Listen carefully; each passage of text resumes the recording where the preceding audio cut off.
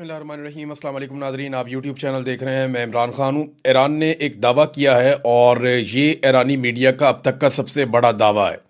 اس دعوے کے مطابق ایک ویڈیو بھی جاری کی گئی ہے اور اس ویڈیو میں جو دکھایا گیا اور جو دعوے میں بتایا گیا وہ یہ ہے کہ ایک میزائل ایران نے داغا ہے اور وہ جا کر براہ راست موساد اور فوجی انٹیلیجنس کے مراکز کو لگا ہے اسرائیل میں، اور اس سے اسرائیل کی تاریخ کا سب سے بڑا حملہ قرار دیا جا رہا ہے۔ یہ ابھی دعویٰ ہے، اس کی تفصیلات ہمارے سامنے آئیں گی تو میں چیزیں آپ کے سامنے رکھ دوں گا، لیکن یہ ویڈیو میرے سامنے موجود ہے، اس ویڈیو کو میں دیکھ رہا ہوں تو یہ ناظرین اب تک کا ایک بڑا حملہ رپورٹ ہوا ہے۔ ابھی کچھ کہہ نہیں سکتے کیونکہ جنگ کے دنوں میں آپ کو پتہ ہے کہ دونوں طرف سے بعض اوقات جھوٹی خبریں یا ایسی خبریں آ رہی ہوتی ہیں جنہیں پروپیگنڈا ٹول کے طور پہ استعمال کیا جا رہا ہوتا ہے، لیکن بہت ساری چیزوں کی تصدیق ہو جاتی ہے۔ جیسا کہ میں نے آپ کو خبر دی تھی کہ سعودی عرب میں ایک بہت بڑا اٹیک ہوا ہے پرنس سلطان ایئر بیس کے اوپر، اور اس میں امریکی طیارے تباہ ہوئے ہیں، لیکن میں نے آپ کو یہ کہا تھا کہ اس کی کنفرمیشن آئے گی، اور بعد میں اس کی کنفرمیشن آئی، باقاعدہ تصاویر آئیں کہ امریکی طیارے بری طرح تباہ ہوئے ہیں، اور وہاں جو امریکہ کا نقصان ہوا وہ بے مثال ہے۔ یعنی $1 ارب سے مہنگا ان کا ایک ایسا طیارہ تباہ ہو گیا جس پہ ان کی ایئر فورس انحصار کرتی ہے، اور اس کے علاوہ ان کے بہت سارے ایسے طیارے تباہ ہو گئے یا جزوی طور پہ ان کو نقصان پہنچا، فوجیوں کو نقصان پہنچا۔ یہ ری فیولنگ کے لیے طیارے استعمال ہوتے تھے۔ بہرحال ایک اور بڑی خبر ہے، اس خبر کو اگر آپ اس طرح سمجھیں گے جیسے میں نے سمجھا تو آپ کو بعض اوقات ہنسی بھی آئے گی۔ عرب ممالک نے زیلنسکی کو بلوایا۔ اب یوکرین کی لڑائی چل رہی ہے رشیا کے ساتھ، لگ بھگ 4 سال ہو گئے۔ 2022 کے فروری میں یہ لڑائی شروع ہوئی تھی، غالباً 3 فروری کو 2022 میں یہ لڑائی شروع ہوئی، اور یہ لڑائی تب سے لے کر چل رہی ہے آج تک، تو 4 سال سے زیادہ ہو گئے ہیں۔ اس میں رشیا نے بہت سارے علاقوں پہ قبضہ کر لیا ہے اور یوکرین کو پوری دنیا کی سپورٹ مل رہی ہے۔ رشیا اکیلا لڑ رہا ہے یوکرین سے، یورپ یوکرین کو ہتھیار دیتا ہے، پیسہ دیتا ہے، مدد دیتا ہے، امریکہ بھی یہی کرتا ہے، اور نیٹو پوری مدد کر رہا ہے یوکرین کی، جبکہ رشیا جو ہے وہ اکیلا یوکرین کے ساتھ لڑتا چلا آ رہا ہے۔ اب یوکرین نے یہ دعویٰ کیا کہ ان کے پاس ایسے کچھ سستے اور چھوٹے ڈرونز موجود ہیں جن کے ساتھ وہ نشانہ بنا سکتا ہے شاہد ڈرون سے، جو امریکن فوج کے لیے بڑی پرابلم بن گئی۔ امریکی فوج نے بھی یہ کہا، ان کے جرنیلوں نے یہ کہا، ان کے جتنے دفاعی تجزیہ کار ہیں انہوں نے بھی یہ بات کی، اور عرب ممالک بھی اسی بارے میں سوچ رہے تھے کہ ایران کا انتہائی سستا شاہد ڈرون یہ قابو کیوں نہیں آ رہا۔ یعنی اتنے مہنگے انٹرسیپٹر مارے جاتے ہیں، اس کے باوجود یہ ڈرون ایک تو ہے بہت سستا، دوسرا مہنگے ترین انٹرسیپٹر میزائل استعمال کرنے کے باوجود یہ قابو نہیں آتا۔ تو اس میں زیلنسکی نے یہ دعویٰ کیا کہ ہم انہیں قابو کر سکتے ہیں، ہمارے پاس ایسے ڈرونز ہیں اس کے مقابلے میں جو اس کو جا کے ٹکرا کے ہوا میں تباہ کر دیں گے، اور وہ بہت چھوٹے چھوٹے ڈرونز ہیں۔ تو اب یہ جب یوکرین کا صدر زیلنسکی پہنچا عرب ممالک میں تو اس کا بڑا استقبال ہوا۔ اس نے سب سے پہلے سعودی عرب کے ساتھ معاہدہ کیا، پھر یہ UAE چلا گیا، پھر یہ قطر چلا گیا۔ ان تمام ممالک کے ساتھ یہ دفاعی معاہدے کرتا چلا جا رہا ہے۔ اس کی اپنی جنگ لگی ہوئی ہے اور وہاں پہ یہ پوری دنیا سے مدد لے کر لڑائی لڑ رہا ہے، اور دوسرا یہ عرب ممالک کے ساتھ معاہدے کر رہا ہے۔ غالباً زیلنسکی کو ایسا لگتا ہے کہ یہ موقع ہے کہ کچھ پیسے کمائے جا سکتے ہیں، یہ موقع ہے کہ کچھ ریکوری کی جا سکتی ہے، کیونکہ بہت بری حالت ہوئی ہے ان کی جنگ کے دوران، اور انہوں نے پوری دنیا سے مال بھی لیا، پیسہ بھی لیا، ہتھیار بھی لیے۔ اور اب ہوا یہ کہ یوکرین وہاں پہ جو امداد لے کر گیا ابتدائی طور پہ، جو ایک خبر آئی ہے مختلف میڈیا کے اندر، یہ خبر چھپی ہے، اور خبر یہ بتا رہی ہے کہ ایران نے ایک ملٹری ویئر ہاؤس ہے UAE میں، اس کے اوپر اٹیک کیا اور اس کو تباہ کر دیا۔ اس ملٹری ویئر ہاؤس میں یوکرین کے ڈرونز اور دفاعی نظام پڑا ہوا تھا جسے لا کر عرب ممالک کو بچانا تھا، اور یہاں پہ 21 یوکرینی فوجی بھی موجود تھے، اور یہ باقاعدہ عالمی میڈیا نے کہا کہ یہ جو فوجی موجود تھے ان کے بارے میں نہیں کہا جا سکتا کہ یہ قتل ہو گئے یا بچ گئے، لیکن یہ وہاں پہ موجود تھے، اور جو ڈرونز اور فضائی دفاعی نظام یوکرین نے دعویٰ کیا تھا کہ وہ عرب ممالک کو بچائے گا، اس کا بہت بڑا نقصان ہو گیا۔ تو دیکھیں، اب خاتمین حرمین شریفین کے ساتھ جب پاکستان معاہدہ کرتا ہے تو کہا جاتا ہے کہ ہم جا رہے ہیں مکہ اور مدینہ کی حفاظت کرنے کے لیے، ہمارے لیے بڑا مقدس ہو جاتا ہے، لیکن امریکہ کے ساتھ بھی وہ دفاعی معاہدہ کرتے ہیں، تو کیا ان کے لیے بھی وہ اتنا ہی مقدس ہے؟ وہ ایک دفاعی معاہدہ کرتے ہیں زلنسکی کے ساتھ، تو کیا زلنسکی کو اللہ رب العزت نے یہ سعادت دے دی ہے کہ وہ اب حرمین شریفین کی حفاظت کرے گا؟ دیکھیے ایسا نہیں ہے. ہر مسلمان جو ہے وہ اپنے عقیدے کے مطابق حرمین شریفین کی حفاظت کرتا ہے، چاہے وہ ایرانی ہے، چاہے پاکستانی ہے، چاہے وہ فلسطینی ہے، چاہے وہ انڈین ہے، کہیں پہ بھی ہے، جہاں پہ بھی مسلمان ہے اس کا لگاؤ ہے، مذہبی لگاؤ ہے اس کا، اور اس کے جذبات ہیں اس طرف. یہ ممالک اور وہاں کے جو حکمران ہیں یہ ان کے معاملات ہیں اور ان کے دفاعی معاملات ہیں، اور یہ پروفیشنل تعلقات ہیں ممالک کے بیچ میں. تو اس کو مذہب کا ٹچ دے کے پاکستانیوں کو ہمیشہ بیوقوف بنایا گیا. کبھی کشمیریوں کا، ہمارے مسلمان بہن بھائی زیادتی ہو رہی ہے، ہم کشمیر آزاد کروانے جا رہے ہیں، 70 سال ہو گئے سن سن کے کشمیر ادھر ہی ہے، اور اتنا بجٹ ہم نے دے دیا، اتنا ہم نے خون پسینہ اپنا پیٹ کاٹ کاٹ کے اتنے ہتھیار بنا لیے، کشمیر کا 1 انچ فتح نہیں ہوا. پھر اسی طرح اگر آپ دیکھیں کہ فلسطین کے بارے میں ہمیں بار بار کہا گیا کہ یروشلم کو فتح کرے گی پاکستانی فوج، اور اب پاکستانی حکومت کی جانب سے عرضی ڈالی گئی ہے مارکو روبیو کے بقول کہ ہم غزہ میں اپنی فوج کو بھیجنا چاہتے ہیں اور اس فورس کا حصہ بنانا چاہتے ہیں جو وہاں موجود فلسطینیوں کو نہتہ کرے گی اور اسرائیل کی حفاظت کی ضمانت دے گی. بہرحال یہ جو ڈرونز ہیں زلنسکی کے، ان کے بارے میں جرمنی کی جو فوجی قیادت ہے اور جو جرمنی کی سیاسی قیادت ہے انہوں نے بڑا مزیدار سٹیٹمنٹ دیا. انہوں نے کہا جی یہ تو ایسے ڈرونز ہیں چھوٹے چھوٹے بڑے معمولی جنہیں ہاؤس وائفز بنا سکتی ہیں، یہ کوئی ایسی ٹیکنالوجی نہیں ہے جس کے اوپر فخر کیا جا سکتے یا کوئی بڑی کارآمد ہو. بہرحال زلنسکی نے سودا بیچنا تھا، اس نے اپنا سودا وہاں پہ بھی بیچا ہے، جا کے عرب ممالک کو. بہت سارے لوگ اور بیچ گئے تو یہ کیوں نہ بیچ جائے، تو انہوں نے بھی آگے اپنا سودا بیچ دیا. ناظرین، پاکستان کے اندر 3 وزراء پہنچے ہیں، اور یہ جو 3 وزراء پاکستان کے اندر آئے ہیں ان میں ایک ترکی کے ہیں، ایک سعودی عرب کے ہیں اور ایک مصر کے ہیں.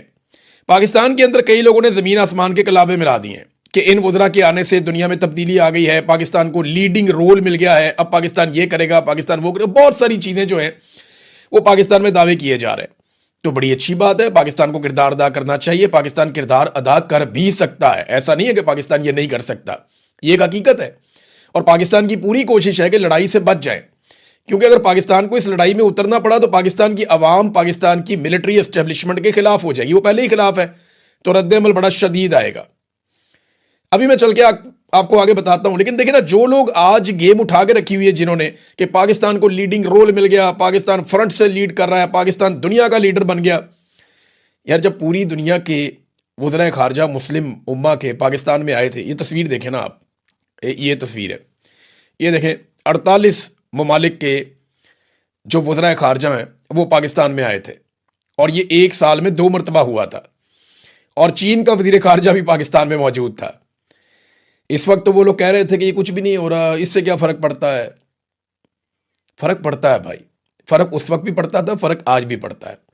آج ہم یہ نہیں کہیں گے کہ 3 لوگ آئے تو یہ کیا فضول ایکسرسائز ہے، نہیں بھائی، وہ آئے کوشش کر رہے ہیں نا لڑائی روکنے کی. ترکی بھی کر رہا ہے، مصر بھی کر رہا ہے، پاکستان بھی کر رہا ہے، کیونکہ لڑائی کسی کو وارہ ہی نہیں کھاتی، سارے اس لڑائی کو روکنا چاہتے ہیں. اور پاکستان کے لیے پرابلم یہ ہے کہ پاکستان نے ایک دفاعی معاہدہ کر دیا سعودی عرب کے ساتھ، قوم کو بتائے بغیر، قوم کو اندھیرے میں رکھ کر انہوں نے دفاعی معاہدہ کر لیا. پتہ نہیں کیا معاہدہ کیا ہوا ہے، ان کے اوپر دباؤ ہے کہ لڑائی لڑنی ہے. ڈونلڈ ٹرمپ عرب ممالک پہ جب جب دباؤ ڈالتے ہیں کہ اس لڑائی میں میرا ساتھ دو، تو عرب ممالک یہ چاہتے ہیں، یعنی جو حکومت ہے یو اے ای کی، وہ یہ چاہتی ہے کہ ایران کے ساتھ لڑائی ہو جائے تو ہو جائے، اور دیگر ممالک بھی یہ چاہتے ہیں. مثال کے طور پہ قطر جو ہے وہ گریز کرتا ہے، لیکن قطر کے بالکل ساتھ بحرین جو ہے اس کا اور طرح کا انداز ہے، اردن کا اور طرح کا انداز ہے. لیکن یہ سارے ممالک ٹرمپ کو یہ بتا چکے ہیں کہ سعودی عرب کے بغیر ہم اس لڑائی میں اترنے والے نہیں ہیں، تو آپ سعودی عرب کو منائیں. تو ٹرمپ نے سعودی عرب کے بادشاہ کے بارے میں، یا محمد بن سلمان جو پرنس ہیں ان کے بارے میں جس قسم کے الفاظ استعمال کیے، وہ فرسٹریشن یہیں سے نکلی ہے کہ تمام عرب ممالک کہہ رہے ہیں کہ ہم سعودی عرب کے بغیر لڑائی میں نہیں جا سکتے.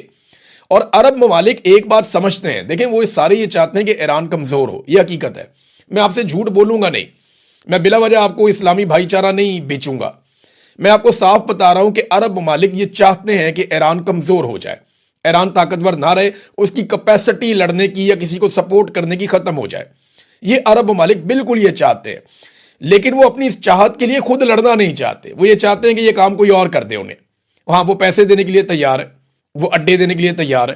انہوں نے بے شمار ڈالر دیے، اربوں ڈالر دیے، انہوں نے اپنے اڈے دیے، انہوں نے فیسیلیٹیٹ کیا ہے. لیکن وہ اس لڑائی کو لڑنا نہیں چاہتے, وہ خود سامنے آنا نہیں چاہتے. اور دیکھیں وہ اس کی ایک اور ریزن بھی ہے نا, اس کے اوپر ایک عوامی رد عمل بھی آئے گا کہ خلیجی ممالک یا گلف کے ممالک جو ہیں وہ اسرائیل کے ساتھ مل کر ایران پہ حملہ آور ہوں تو ایک عوامی رد عمل وہاں بھی آئے گا, اور پاکستان اگر شامل ہو جائے گا تو پاکستان کے ساتھ بھی آئے گا. اب خلیجی ممالک نے ٹرمپ کو صاف بتایا کہ سعودی عرب کے بغیر ہم اس جنگ میں نہیں جائیں گے, اور سعودی عرب گریز کر رہا ہے, اور اس کی ایک بڑی وجہ جو ہے وہ ترکی, مصر اور پاکستان ہے. وہ سعودی عرب کو انگیج کر رہے ہیں کہ نہیں آپ نے اس لڑائی سے اپنے آپ کو بچانا ہے. دیکھیں امریکی دفاعی نظام جن معاملات کو نہیں سنبھال سکا, پاکستان کا دفاعی نظام کیا وہاں پہ بیچتا ہے, ہم کیسے سنبھالیں گے؟ ہمارے یہاں پہ انڈیا نے میزائل مارے تھے, وہ آ کر گرے تھے ہمارے اڈوں کے اوپر, ہم انہیں نہیں روک پائے تھے, ان کے طیارے ہم نے گرائے, بڑی کامیابی تھی. لیکن ہمارا فضائی دفاعی نظام ویسا نہیں ہے کہ ہم سعودی عرب کو پروٹیکٹ کریں وہاں جا کے. وہ امریکہ کا دنیا کا نمبر 1 ہے, رشیا اور امریکہ کے پاس ہے نا دنیا کے ٹاپ کے. اب چائنیز جو ہیں وہ تو ابھی تک پراپر طریقے سے کبھی ٹیسٹ ہی نہیں ہوئے, تو ان کے پاس نمبر 1 ہے, اور یہ نہیں بچا سکے, امریکہ اور اسرائیل نہیں بچا سکے عرب ممالک کو, تو پھر پاکستان کیسے بچائے گا؟ پاکستان یہ کر سکتا ہے کہ جا کے ایران کے اوپر حملہ کر دے. اب اس حملے کے نتیجے میں جو پاکستان کے اندر ہوگا وہ پاکستان کی اسٹیبلشمنٹ اچھی طرح جانتی ہے. تو امریکہ کے ڈونلڈ ٹرمپ جو ہے وہ معاملے کی سنگینی کو سمجھ نہیں رہے, اور سمجھنے سے شاید قاصر ہیں, وہ لگاتار غلطیاں کر رہے ہیں اور دنیا کو ایک خطرے کی طرف دھکیلتے چلے جا رہے ہیں. ڈونلڈ ٹرمپ بالکل ویسے ہی ریئیکٹ کر رہے ہیں جیسے پاکستان کی ملٹری اسٹیبلشمنٹ نے کیا. پاکستان کی ملٹری اسٹیبلشمنٹ نے صرف اپنی ذاتی بقا اور اپنے فائدے اور اپنے اقتدار اور اپنی طاقت کے بارے میں سوچا, اور پاکستان کو تباہی و بربادی سے دوچار کر دیا, ہر چیز کو ادھیڑ کے رکھ دیا, صرف اپنے آپ کو بچایا. ڈونلڈ ٹرمپ بھی اپنے آپ کو اپنی سیاست کو بچانے کے لیے امریکہ کو اور پوری دنیا کو خطرے میں ڈال رہا ہے. امریکہ کی چودراہٹ تو اس نے ملیا میٹ کر دی ہے, اب پوری دنیا کو ایک خطرے میں ڈالا ہوا ہے, اور دنیا اس خطرے کو سمجھ رہی ہے. دنیا میں جتنے سمجھدار لیڈر ہیں, جتنے بڑے لوگ ہیں, جتنے لوگ دفاع کو سمجھتے ہیں, وہ سارے لوگ لگاتار یہ کہہ رہے ہیں کہ آپ آگ سے کھیل رہے ہیں. اگر یہ جنگ پھیل گئی تو ممالک نے پہلے سے طے کیا ہوا ہے کہ کون کہاں کھڑا ہوگا, اور کئی ممالک نے طے کیا ہوا ہے کہ انہیں کس صورت میں نیوٹرل رہنا ہے, اس لڑائی سے باہر رہنا ہے. تو اگر یہ لڑائی پھیل گئی تو یہ لڑائی بہت لمبی جائے گی, اور پوری دنیا کو اس کا خمیازہ بھگتنا پڑے گا. دیکھیں خلیجی ممالک کا نقصان کوئی چھوٹا نہیں ہے. آبنائے حرمت سے کیا کچھ گزرتا ہے اس کا اندازہ آپ یہاں سے لگا لیں. ایک سابق سفیر ہیں جوہر سلیم صاحب, انہوں نے یہ انفارمیشن دی ہے, ماریا میمن صاحبہ کے ساتھ بیٹھے تھے, انہوں نے یہ انفارمیشن دی. انہوں نے کہا جی یہاں خالی تیل نہیں گزرتا, دنیا کا 20% تیل تو چلو یہاں سے گزرتا ہے, دنیا کی 31% گیس بھی یہیں سے گزرتی ہے آبنائے حرمت سے.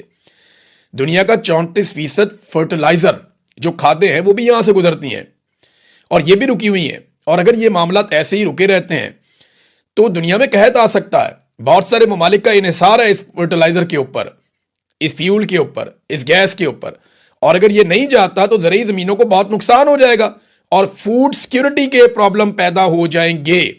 اب میں آپ کو ایک چیز بتاتا ہوں کہ نقصان ایکچولی ہوا کتنا. یعنی یہ جتنے بھی عرب ممالک ہیں ان کا اب تک کا جو نقصان ہے وہ کتنے ارب ڈالر کا ہے, یہ تو وہ موٹا موٹا تخمینہ ہے جو میں آپ کے سامنے رکھنے والا ہوں.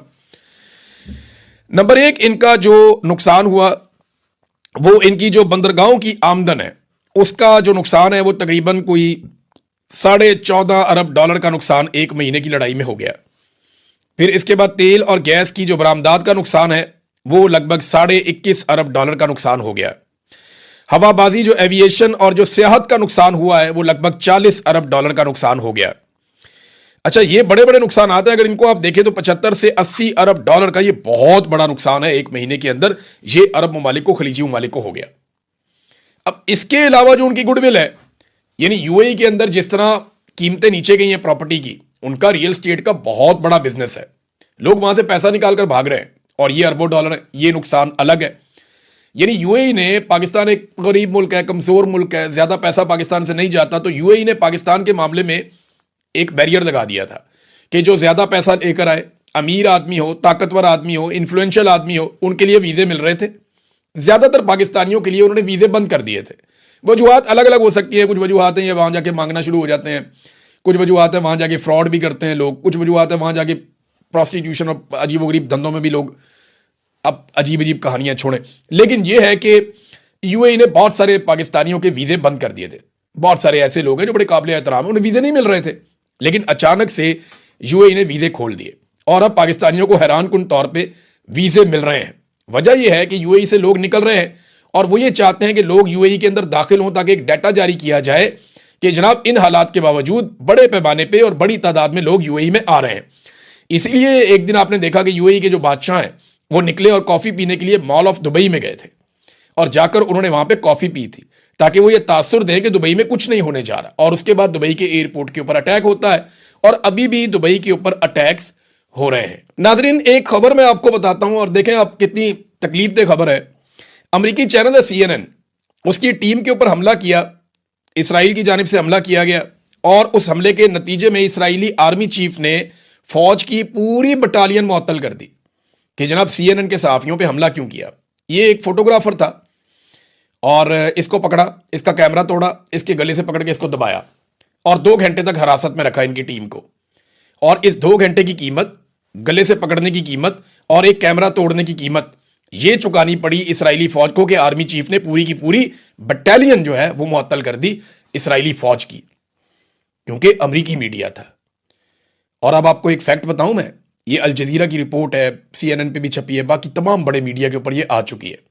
وہ رپورٹ یہ کہتی ہے کہ 2025 میں ٹوٹل دنیا کے اندر 129 صحافی قتل ہوئے، 129، ان میں سے 2/3 یعنی ہر 3 میں سے 2 صحافی اسرائیل نے مارے ہیں۔ 84 جرنلسٹ یعنی 65% سے زیادہ دنیا کے صحافی 2025 میں اسرائیل نے قتل کیے ہیں، لیکن آج تک اس بارے میں کچھ بھی نہیں ہوا۔ ابھی حال ہی میں یہ تصویر دیکھیں آپ، 2 جرنلسٹ ہیں، یہ لبنان کے اندر شہید کر دیے گئے، ایک اور جرنلسٹ ہیں ان کے ساتھ، وہ بھی شہید کر دیے گئے۔ ان میں ایک علی شعیب ہے اور ایک فاطمہ ہے، انہیں وہاں پہ دھماکے کے اندر مارا گیا ہے اور ان کی ویڈیوز باقاعدہ موجود ہیں۔ تو صحافیوں کو قتل کیا جا رہا ہے اسرائیل کی جانب سے، کوئی پوچھنے والا ہی نہیں ہے، کوئی جواب سوال ہی نہیں ہے، لیکن ایک طرف امریکی صحافی ہے تو ہلکا سا پکڑ لیا تو اس کے اوپر پوری کی پوری بٹالین معطل ہو گئی۔ تو امریکنز کیا آسمان سے اتر کر آئے ہوئے ہیں؟ ان کے لیے قانون کچھ اور ہے، یورپ کے صحافیوں کے لیے، ایشیا کے صحافیوں کے لیے، فلسطین کے صحافیوں کے لیے قانون کچھ اور ہے۔ ہمارے CNN کے دوستوں کو، BBC کے دوستوں کو، باقی جتنے دنیا کے اندر صحافی کام کر رہے ہیں انہیں یہ دیکھنا چاہیے کہ صحافی ہوتا ہے، وہ اپنا کام کر رہا ہوتا ہے، اس کے ساتھ ظلم کو روکنا چاہیے۔ پاکستان کے اندر یہ ظلم لگاتار ہو رہا ہے، میں اس کا نشانہ بنا، بہت سارے اور صحافی لگاتار اس کا نشانہ بنتے رہتے ہیں، ابھی بھی بن رہے ہیں۔ وہ جو ڈراپ سائٹ کے صحافی ہیں وقاص احمد صاحب، ان کے گھر پہ پنجاب پولیس کراچی میں بھجوا دی گئی اور ان کے ماں باپ کو ہراساں کیا گیا۔ کتنی بڑی زیادتی ہے! ان کا بیٹا پاکستان جا نہیں سکتا، وہ اپنی جرنلزم کی وجہ سے پاکستان سے دور ہے اور وہ اپنا کام کر رہا ہے اگر، تو اس کے والدین کو ہراساں کر رہی ہے پولیس جا کے اور ان سے زبردستی دستخط کروا رہی ہے کہ اگر کچھ بھی ہوا یا کوئی خبر دیتا ہے تو ہم ذمہ دار ہوں گے۔ وہ بیچارے سادہ لوگ ہیں، وہ چھوٹے بھائی کے اوپر دباؤ ڈال دیا، ماں باپ پہ دباؤ ڈالا، ان سے دستخط کروا لیے۔ اب وقاص احمد ڈٹ گئے آگے سے، انہوں نے ایک تو وہ ٹویٹ کر دیا، انہوں نے دکھایا جناب یہ میرے ماں باپ سے، میرے بھائی سے زبردستی انہوں نے لکھوایا پولیس والوں نے، اور یہ اس لیے کیا گیا کہ مریم صفدر کے بیٹے جنید صفدر کے بارے میں وقاص احمد صاحب نے یہ خبر دی تھی کہ جو عیاشی والا 11 ارب روپے کا طیارہ خریدا گیا تھا گلف سٹریم کا، اس کے اوپر جنید صفدر اپنی نئی نویلی دلہن کے ساتھ انہوں نے یہ دعویٰ کیا تھا کہ یہ ہنی مون کے لیے یورپ گئے اس طیارے پر، اور وہ اپنی خبر کے اوپر قائم ہے۔ اب بجائے کہ ان کو جا کے اس ملک کے اندر ان پہ کیس کر دیا جائے نا، بھئی جہاں پہ وہ موجود ہیں امریکہ میں، وہاں جائیں اور جا کے ان کے اوپر کیس کر دیں اور کیس جیت کے آپ ثابت کر دیں کہ دیکھیں جنید صفدر اس عیاشی والے طیارے کے اندر، مہنگے طیارے کے اندر ہنی مون کے لیے نہیں گئے تھے۔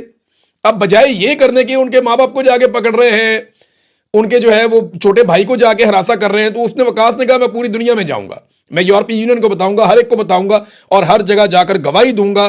اب یہ وہ حرکتیں ہیں جن کی وجہ سے GSP+ سٹیٹس خطرے میں ہے، یہ وہ گھٹیا حرکتیں ہیں۔ اگر یہ حرکتیں پاکستان کی ملٹری اسٹیبلشمنٹ اور پاکستان کے سیاستدان نہ کریں تو GSP+ کا سٹیٹس برقرار رہ سکتا ہے، لیکن روزانہ یہ کچھ نہ کچھ پاکستان میں ایسا کرتے ہیں جس کی وجہ سے ایک اور گارنٹی جو انہوں نے دی ہوتی ہے وہ یہ توڑ دیتے ہیں اور GSP+ کا سٹیٹس اور پاکستان کا سٹیٹس اوورآل دنیا کے اندر خطرے میں پڑ جاتا ہے۔ مثال کے طور پہ ناظرین یہ ایک اور آپ ان کی حرکت دیکھیں، یہ ایک نوجوان ہے، یہ اسے آپ دیکھیں ناظرین، یہ 25 سالہ نوجوان ہے سلیم خان، اس کے گھر کے اوپر قیامت ٹوٹ پڑی ہے۔ اب ہوا کیا اور کیسے ہوا دیکھیں، یہ ایک عام پاکستانی شہری ہے، لاہور کا علاقہ ہنجروال، وہاں پہ یہ ایک اکیڈمی چلاتا ہے، بچوں کو پڑھاتا ہے۔ तहरीक इंसाफ का एक वोटर है, कोई बहुत बड़ा नाम भी नहीं है, छोटा मोटा इसका ट्विटर का एक अकाउंट है। इसने एक पोस्ट थी मरियम नवाज की हुकूमत के खिलाफ, इसने उसको रीपोस्ट कर दिया और उसके बाद इसके घर पे क़यामत गुजर गई। इसको गिरफ्तार कर लिया गया और अचानक 17 फरवरी को इसको गायब किया गया। पहले कोई सुराग ही नहीं मिलता, फिर जनाब ढूंढना शुरू करते हैं तो उन्होंने रिट फाइल की, फिर पीका एक्ट का मुकदमा दर्ज कर दिया गया। FIR के मुताबिक मुकदमा 27 फरवरी को दर्ज किया गया। फिर सलीम खान ने कोई पोस्ट एक्स पर शेयर की थी जो नागवार गुजरी है और फिर उसको जुडिशल कर दिया गया। उसकी जमानत दायर हुई तो जज साहब ने ईद से 4 दिन पहले यानी 17 मार्च को मुस्तरद कर दी।